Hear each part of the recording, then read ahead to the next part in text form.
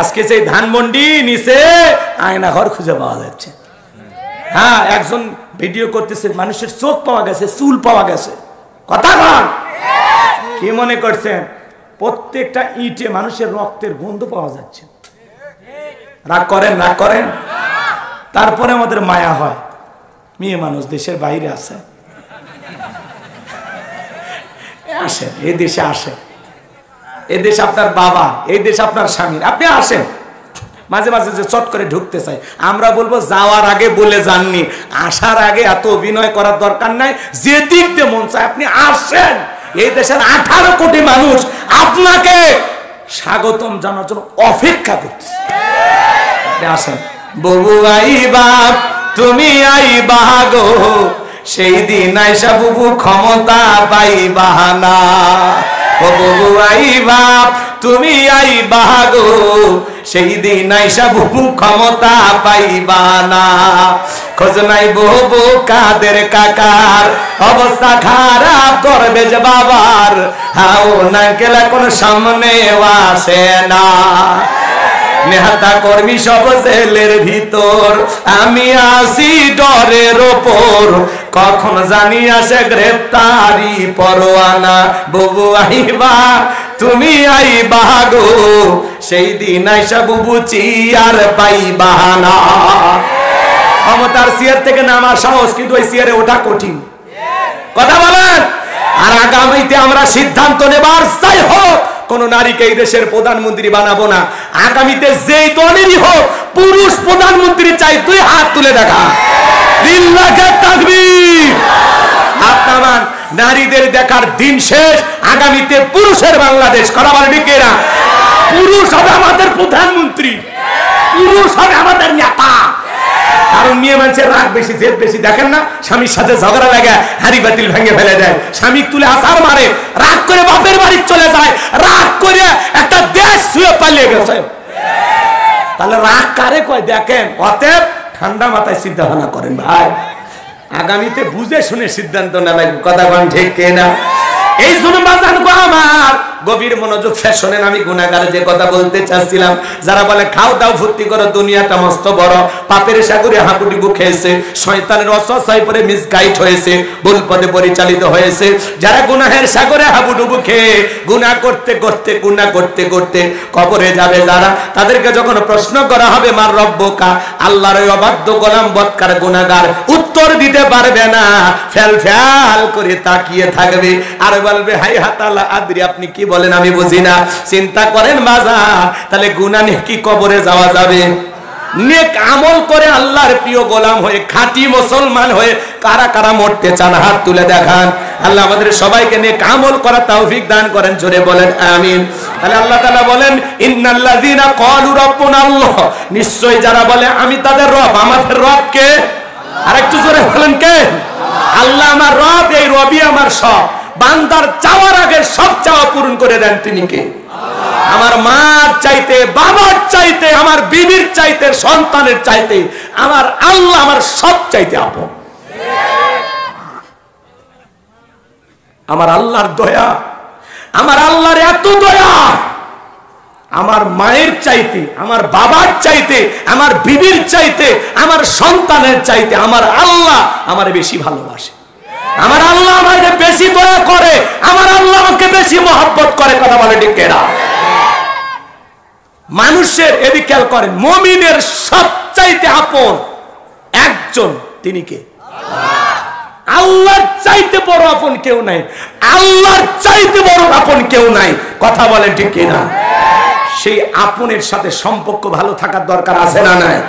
আল্লাহ বলেন ইন্নাল্লাযীনা ক্বালু রাব্বুনা আল্লাহ, নিশ্চয়ই যারা বলে আমাদের রব আল্লাহ। কিন্তু পৃথিবীর জমিনে আল্লাহ যখন জিরো থেকে হিরো বানায়, সাওয়ালা থেকে প্রধানমন্ত্রী বানায়, নিঃস্ব পরিবার ধ্বংস, সেখান থেকে আল্লাহ যখন রাজত্বের চেয়ার দান করে, ক্ষমতার দাম্ভিকতা অহংকারে বলে আনা রাব্বুকুমুল আলা, আমি বড় প্রভু, আমি বড় খোদা। জোরে কোন নাউজুবিল্লাহ।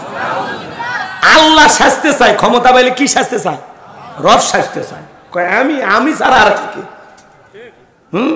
যিনি চলে গেছেন উনি বলেছেন আমরা 100 বছরের প্ল্যান করছি যে 100 বছর বাংলাদেশ কিভাবে চলবে। কথা কয় না গো, শোনেননি? ইউটিউবে সার্চ দেন, এখনো বক্তব্য আছে। হ্যাঁ, শীতের পর শীত যায়, খেতা কম্বল কেনা লাগে না তো, শ্বশুর বাড়ির দেশে টের পাচ্ছেন না। আমরা হুজুররা সব ফোর করে এসেছি, কোন কোন দিক দিয়ে আমার ঘায়ল করছে। কথা কয়, সামনে যায়, কথা খারাপ লাগে নাকি? শোনেন শোনেন, একটু জিরো থেকে হিরো বানাইলে নিজেকে কি দাবি করে? রব বলে আমি প্রভু, আমি বড় খোদা। জোরে কর নাউজুবিল্লাহ। এরকম একটা জালেম পৃথিবীর জমিনে এসেছিল, এর নাম ছিল কাবুস। বলখিও বলা হয়, কীর্তিদের তরফ থেকে নাম ছিল রামশিস। মিশরের বাদশাহ হওয়ার পর উপাধি নাম হলো ফেরাউন। আমি যে কয়েক মিনিট বলি, রাগ করবেন না তো? দেখেন আল্লাহ মানুষকে কোথা থেকে কোথায় নিয়ে যায়, আর তারপরে ওই মানুষটা কত বড় নিমক হারাম হয়। আমি কি বলবো? তাকবীর দেন, লিল্লাহি তাকবীর। এই ফেরাউন ছিল ভবঘুরে যুবক, কাবুস নামের ফেরাউন। এর এলাকায় কোনো কাজকর্ম ছিল না। ভবঘুরে যুবক মানে বোঝেন না? যারা বাপের হোটেলত খায়, আনন্দ ফুর্তি করে ঘুরে বেড়ায়, গাঁজা মদ ইয়াবা ফেন্সিডিল খায়া গাছক ধাক্কা মেরে কয় ভাইজান সাইড দেন। বউ যদি দরজা খোলে, অমুকের বাপ তুমি ঢোলকা, কয় মা তুমি বুঝবে না, আজ একটু বেশি পরিমাণে মাল খাচ্ছি। এরকম নেশা করা আছে না নাই? সন্ধ্যা হলে ঘরের দরজা বন্ধ করে জিকির করা, ইকিয়াবা ইকিয়াবা ইকিয়াবা। মা বাবা চিন্তা করে, বাবা এটা কিসের ট্যাবলেট, জ্বর সর্দি গলা ব্যথা, কিচ্ছু বোঝার দরকার নেই, টাকা দেন হইলে তোর মাথা বানাবো। নেশা করা আছে না নাই? হ্যাঁ, এই নেশাখোরেরা কিন্তু খুব মিষ্টি মিষ্টি কথা বলে, বলে এটাই শেষ, আর জীবনে খাবো না। বইয়ের কসম, মায়ের কসম, কোরআন ছোঁয়া, মক্কা মদিনা ছোঁয়া, সব শেষ, তাহলে ভালো হয় না। কথা কয় না কে? এই জন্য যারা নেশাদ্রব্য পান করে, যুবক মাদককে না বলো। যেই মুখে মা সেই মুখে মাদক তোলা যাবে, মাদককে না বলো। আমরা নেশামুক্ত মাদক মুক্ত সমাজ গড়তে চাই। যারা ইয়াবা ফেন্সিডিল গাঁজা মদ খান, চেহারার দিকে তাকালে কি মনে হয়? শাকিব খান, সালমান খান, কি কমলার মতো চেহারা না? দেখেই বোঝা যায় টোকায় টোকায়। কথা কয়, আর চেহারা শুরুতে তার প্রকাশ হয় খায় খায় কি কি কথা কন না কে? আর যারা ইয়াবা ফেন্সিডিল গাঁজা মদ খায়, সমাজের মানুষ তাদেরকে মূল্যায়ন করে। যারা নেশাদ্রব্য পান করে, ওর বাবা মার জন্য অভিশাপ, বিবির জন্য অভিশাপ, সন্তানের জন্য অভিশাপ, সমাজের জন্য অভিশাপ। কথা বলে ঠিক না? এই মাদক দ্রব্য যারা পান করে, নেশাদ্রব্য যারা পান করে, এরা সমাজটাকে ধ্বংস করে। এই জন্য যুবক, হাত তুলে বাধা দাও, জীবনে কোনোদিন মাদক সেবন করবা না। আসো আসো সোনা, আসো, হাত তোলো তো কলিজারা। মাশাআল্লাহ, বগুড়ার মানুষ ভালো, এলে খায় না, আজেবাজে জিনিস খায় না। ঠিক আছে, হাত নামো না। এই যে হাত তুলে বাধা দিলা, ওই ইয়াবা ফেন্সিডিল গাঁজা মদ না খায় যদি বিয়ে করে থাকো, ওই টাকাটা জমাও, ওই টাকাটা জমা, নষ্ট করিও না। আল্লাহ হেদায়েত দান করেন, জোরে বলেন আমিন। এমনকি যারা বিড়ি সিগারেট খান, ওটা ওটা বাদ দেন, ওটা খাইলে গন্ধাই তো ভাল লাগে না। অনেকে মুসাফা করে, পরে নাক যখন চুলকাইতে যায়, আরে কি সেন। আমি চিন্তা করি, আর একজনের সাথে যদি হাতটা দিয়ে মুসাফা করি, ও বলবে হুজুরও খায়। কারণ সেদিন এক ভিডিও দেখা গেল, কি সিসি ক্যামেরা লাগাইছে তো, এক টুপি আল্লাহ চুপে চুপে পরে গাড়ির সামনে বসে সিগারেট খাচ্ছে। তখন মানুষ এটা আবার ভিডিও করে ছাড়িয়ে দিছে, হুজুর কি সুখ টান মারতেছে। দেখছেন না আপনারা? এক হুজুর রাস্তার ধারে প্রকাশ্যে বিড়ি খাচ্ছে, সিগারেট খাচ্ছে। কেরে পাগলা, খাবুই ঘরের ভিতরে খা, তোর জন্য সব হুজুরে বদনাম। যাকে হুজুর আল্লাহ কি কায়দা টানতেছে। রাগ করেন নাকি আপনারা? সামনের দিকে যাই বাজান গো আমার। এই ভবঘুরে যুবক কাবুস নামের ফিরাউন মিশরে চলে গেল। মিশরে যাওয়ার পরে সর্বপ্রথম হলো তরমুজের ক্ষেতের লেবার। সেখান থেকে মিশরের সরকারি গোরস্থানের দারোয়ান লাগবে। ইন্টারভিউ চলতেছে, লাইনের মধ্যে ফিরাউনও দাঁড়ায় গেছে। একে একে ইন্টারভিউ দিতে যখন ফিরাউনের পালা, ডেকে বলে, বাদশা বুক ভরা আসানে আপনার দেশে এসেছি, বিদেশ থেকে যদি চাকরিটা দেন সারা জীবন আপনার প্রতি কৃতজ্ঞ থাকবো। আর আমি যতটুকু জানি মিশরের সবচাইতে ভালো মানুষ আপনি। এমন ভাবে কথাগুলো উপস্থাপন করেছেন, বাদশার মায়া লাগে গেছে। কথায় আছে না, তেল দিয়ে বাংলা বোঝে না, পাম দিছে, পাম দিছে, তেল দিয়ে বোঝে না, দুষ্ট লোকের মিষ্টি কথা। এমন ভাবে কথাগুলো বলেছেন বাজান গো, বাদশার মায়া লেগে গেছে। ডেকে বলে, ইন্টারভিউ বন্ধ করো। ওই কাবুস নামের ছেলেটাকে মিশরের গোরস্থানের দারোয়ানের চাকরি দেওয়া হলো। এইবার চাকরি পাওয়ার পরে প্রতি মাসে বেতন পায়, আর মনে মনে চিন্তা করে, এই টাকা দিয়ে তো আমার চলবে না। আমার সাইট ইনকাম করা দরকার। এইবার লাশ দ্বারা দাফন করতে আসে, ওদেরকে ডেকে বলে শোনো, লাশ প্রতি আমার একটা করে দিরহাম দিবা, না হলে আমি লাশ দাফন করতে দেব না। জনগণ চিন্তায় পড়ে গেল, একটা দিরহামের জন্য বাদশার দরবারে বিচার নিয়ে যাব, লাশ পয়সা গলে শেষ হয়ে যাবে, অতএব একটা টাকা যদি পাই ছেলেটাই পাক। এই কথা ভেবে জনগণ একটা করে দিরহাম ঘুষ দেওয়া শুরু করলো। 1 টাকা হইলে ওইটাও কি ঘুষ? কিন্তু বাংলাদেশে কিন্তু কোনো ঘুষ নাই।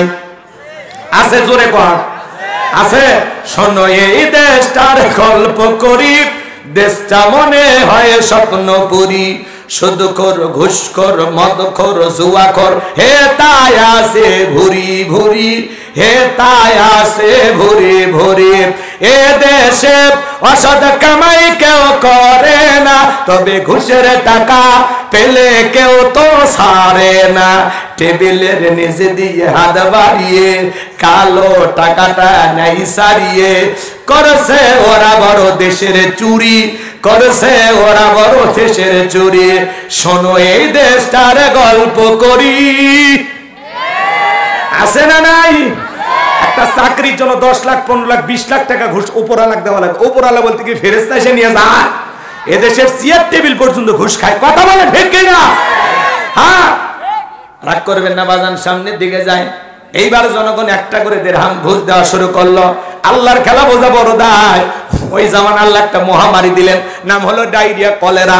2020 সালের মার্চ মাসে আল্লাহ পুরো পৃথিবীবাসীকে একটা মহামারী দিয়েছিলেন, নাম হলো কি করোনা। কি না? ধরো না, শুয়ো না, নাম হলো করোনা। স্বামীর করোনা হয়েছে, স্ত্রী কাছে যায় নাই। বাবার করোনা হয়েছে, সন্তান কাছে যায় নাই। বাবা হাসপাতালে করোনা রোগীতে আক্রান্ত হয়ে মারা গেছে, বাবার লাশটাও দেখতে যায়নি। বাবার সম্পত্তি ভালো লাগে, বাবার টাকা ভালো লাগে, কিন্তু মৃত বাবার কবরে এক মুঠো মাটিও দেয়নি। মায়ের করোনা ধরা পড়েছে, জঙ্গলে ফেলে আসছে। কথা বল। বোনের করোনা হয়েছে, আর এক বোন দেখতে যায়নি।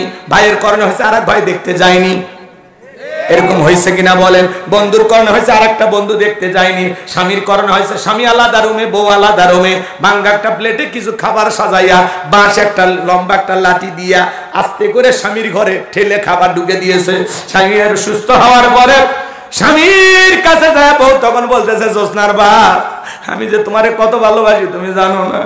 আসল দিয়ে মুখটা মুছে দেওয়ার বলে, শোনো, তাহাজ্জুদ পড়ে পড়ে দোয়া করেছে, আল্লাহ আমার স্বামীর হায়াত তুমি বাড়ায়া দাও। স্বামী তখন মনে মনে বলে, বউরে, আমারে যে কত ভালোবাসিস আমার জানা হয়ে গেছে। আমি যখন রুগী ছিলাম, মাঝে মাঝে মনে হইতে এই বুঝি জানালা খুলে 2টা মিষ্টি কথা বলবি, এই বুঝি দরজা খুলে আমার সাথে এক নজর দেখা করবি, কিন্তু না রে বিবি, না, আমার সাথে দেখা করলি না। মোবাইলে তোর ছবি ছিল, সেগুলো দেখেছি আর চোখের পানি ছেড়ে দিয়ে কান্না করেছি। আমারে যে তুমি কত ভালোবাসো তার প্রমাণ আমি পাইছি। আমি যখন করোনা রোগী ছিলাম, তখন আমারে তুমি বাঁশ দিয়া খাওয়াইছো। কথা বোঝেন নাই? এই করোনা মহামারী ছোটখাটো মিনি কিয়ামতের মতো ঘটে গেছে। এই করোনা মহামারী বুঝে দিয়েছে দুনিয়াতে কেউ কারো আপন না। আপনি কি মনে করেন বাজান, আপনি মারা গেলে সব থেমে যাবে? দৌড় মিয়া, ভুল ভাবো না। আমি যে কথা বলতে চাচ্ছিলাম, ওই তখন মহামারীতে ডায়রিয়া, কলেরাতে হাজার হাজার মানুষ মারা যায়, আর গোরস্থানে লাশ দাফন হয়। লাশ দাফন করতে করতে এত টাকার মালিক হয়ে গেল, টাকা রাখার কোনো জায়গা নাই। বাদশার দরবারে চলে গেল, বাদশা, আমার কাছে কিছু টাকা পয়সা হয়ে গেছে। এলাকায় যারা গরিব মানুষ আছে, খাজনা দিতে পারে না, দুঃখী মানুষ আছে খাইতে পারে না, আমি তাদের খাজনা পরিশোধ করে দেব। বাদশা ডেকে বলে, বাবা, এ তো ভালো উদ্যোগ, তোমার মতো ছেলে ঘরে ঘরে জন্ম নেওয়া দরকার। ঠিক আছে, টাকাগুলো নিয়ে আসো। রাজ্যের ভিতরে ঢোল পিটায় খবর দেওয়া হলো, রাজ্যের ভিতরে কারা গরিব আছো খাজনা দিতে পারো না, বাদশার দরবারে চলে আসো, গোরস্থানের দারোয়ান তোমাদের খাজনা পরিশোধ করে দিবে। এইবার হাজার হাজার মানুষ লাইনের মধ্যে দাঁড়ায় গেছে, আর গোরস্থানের দারোয়ান ওই টাকাগুলো দিয়া জনগণের খাজনা পরিশোধ করে দিচ্ছে। ওই যে কথায় আছে না, মাছের তেল দিয়া মাছ ভাজে, টাকা কি ফিরাউনের না জনগণের? খাজনা পরিশোধ করে দিল। সমস্ত জনগণ জায়ের বলে, আহারে, রাজ্যের বাদশা যদি এই ব্যক্তি না হয়, গোরস্থানের দারোয়ানটা হইতো, না জানে আমাদের কপাল খুলে যেত। নির্বাচনের আগে একটু জনসেবামূলক কাজ করার দরকার আছে না নাই? আমার এলাকায় এক নেতা কাঁচা মাটি রাস্তায় ইট পেরে দিচ্ছে, মানুষজন যায় বলে বাবা এখনো তো নেতা হন, ইট পাড়তেছো, ব্যাপারটা কি? তখন বলে শোনেন, বৃষ্টি হওয়ার পরে কাদা হয় যেই পরিমাণে, আপনাদের ছেলে মেয়ে স্কুলে যাইতে পারে না, আপনারা হাটে বাজারে যাইতে পারে না, মাঝে মাঝে আপনাদের কথা মনে হলে রাতে আমার ঘুম আসে না, আপাতত কাঁচা রাস্তায় ইট পাড়িয়ে দিয়ে গেলাম, আর ভবিষ্যতে আমার মার্কায় সিল মেরে যদি একবার এলাকার নেতা বানাই দিতে পারেন, আমার 1 নাম্বার টার্গেটে কাঁচা রাস্তা পাকা করে দিব। এই স্লোগান দিয়া জনগণের মন ভোলাইয়া নিয়া জনগণ বিশ্বাস করে যখন নেতার মার্কায় সিল মেরে নেতাকে নির্বাচিত করে, এলাকায় থাকে না, ঢাকা শহরে যায় পরিমণিকে নিয়ে ঘুমায়, বান্ধবী নিয়ে ঘুমায়, বান্ধবী নিয়ে ঘুমায়। এমন নেতা ছিল নায়িকা ছাড়া ঘুম হয়নি। এই কথা কর, রাগ করে। আমু আমু নাম শোনেননি? নতুন টাকা আর ওই যে মহিলা মানুষ দিয়ে খেদমত করা নিত, 2-3টা মহিলা সবসময় পায়ের তলে থাকতো। চিন্তা করা যায়, মানুষ আর মানুষ, কথা কর না। খালি নির্বাচনের মার্কা যে কয়দিন নেতার আনাগোনা সে কয়দিন, রাস্তাঘাটে অলি গলি কাঁঠাল গাছে বিদ্যুতের খুঁটি সব জায়গায় ঝুলে থাকে। কথা কর নাকি আপনারা? হ্যাঁ, রাস্তা ভিক্ষুক মহিলা 500 টাকা দিয়ে বলে আপনার চেহারার মাঝে আমি মাকে খুঁজে পাই। কি অভিনয় রে ভাই, কি অভিনয়! নেতা তো না, অভিনেতা। কথা কর। ওই ভিক্ষুক মহিলা 500 টাকা দিয়া 22টা পত্রিকায় 32টা চ্যানেলে নিউজ প্রচার হয়ে গেছে। ওনার ফেসবুক পেজ আছে, আইডি আছে, সেখান থেকে সারা শেষ, কয়েক লাখ শেয়ার হয়েছে, লাইক পায়, কয় যায় টাকাটা বিফলে যায়নি, উসুল হয়েছে। কথা কর। রাস্তাঘাটে যারে দেখ সালাম আলাইকুম সালাম আলাইকুম চাচা, এক নেতা সালাম দিতে দিতে খেজুর গাছ পর্যন্ত সালাম দিচ্ছে। কর্মী কয় নেতা এটা মানুষ না গাছ, কয় আমি মনে করছি এটা ভোটার। মানে তখন আর হুঁশ থাকে না। আর আমরাও কম খারাপ না, 1.5 টাকার বিরিয়ার 3 টাকার চা খায়। কি স্লোগান! বল্টু ভাইয়ের চরিত্র ফুলের মতো পবিত্র, নামাজ পড়ে 1 ওয়াক্ত, গাঁজা খায় 5 ওয়াক্ত, ঘুমসুরিতে পাকা ভক্ত, শয়তানের 1 নাম্বার ভক্ত, হুজুরিদের জন্য খুবই শক্ত, চুষে খাই গরিবের রক্ত। পোস্টারে লেখা আছে গরিবের বন্ধু, ভোট দিয়ে দেখেন গরিবের কয় নাম্বার শত্রু। একটা বয়স্ক ভাতার কাঠ নিবে গেলে 2-1000 খায়। পোস্টারের নিচে লেখা আছে সেবা করার সুযোগ দিন। ওনাদেরকে সেবা করার সুযোগ দিতে দিতে যার সাইকেল কেনার টাকা নেই গো, হুন্ডা কেনার টাকা নেই, সেই নেতা নির্বাচিত হইয়া বগুড়াই বাড়ি, ঢাকাই বাড়ি, বিদেশে বাড়ি, বাপ রে বাপ, এত টাকার মালিক হয়ে যায়, জনগণের পকেট মাইরে কোটি টাকার মালিক হয়ে যায়, আর জনগণ সেই ফকির ফকিরই থাকে। আমাদের ভাগ্যের উন্নয়ন হয় না তো। কথা রাগ করে, এগুলা দুঃখের কথা, কষ্টের কথা। আমি কি কারো নাম নিছি? কি দরকার, কি দরকার? নাম নিলেই বিপদ, অতএব মার হবে, সাউন্ড হবে না। কথা কর। রাগ করেন নাকি আপনারা? এই জন্য আমাদেরকে পরিবর্তন হওয়া লাগবে, সিদ্ধান্ত নেওয়া লাগবে নতুন করে। যাত্রার কথাই ভোলা যাবে না। এক পাগল তেঁতুল গাছে হাত তুলে বলে আল্লাহ এই তেঁতুল গাছে রাজশাহীর ফজলি আম দে, রংপুরের হাড়িভাঙ্গা দে, চাপাই নবাবগঞ্জের কাটিমন দে, নওগাঁ পাহাড়ের আমরুপালি দে। আল্লাহ বলে পাগল রে, চোখটা খুইলা দেখ কোন গাছের নিচে দোয়া ধরেছিস। তেঁতুল গাছের নিচে দাঁড়ায়া আম চাইলে কিয়ামত পর্যন্ত যেমন পাওয়া যাবে না, নির্বাচনের আগে 500 টাকা 1000 টাকা চা বিড়ি খায়া